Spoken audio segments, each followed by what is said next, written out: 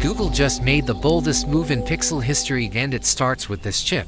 The Pixel 11 Pro XL looks refined, but what's inside is where everything changed. For generations. Tensor ran on modified Samsung architecture. That era is officially over.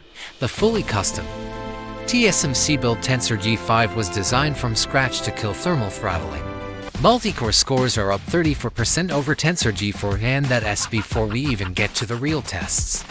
30 minutes of heavy gaming. Frame rate never dropped.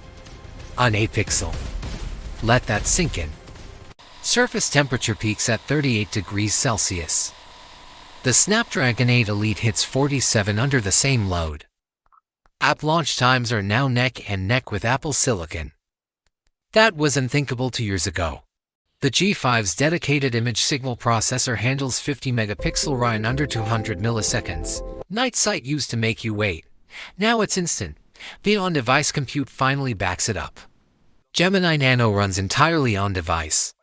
Fully offline, real-time translation with zero cloud dependency, 6 hours of screen on time.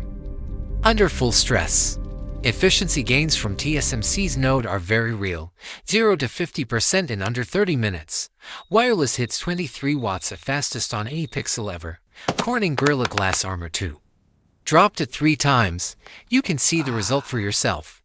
The 6.9-inch LTPO panel hits 2000 nits peak. Color accuracy scores beat Samsung's own S25 Ultra.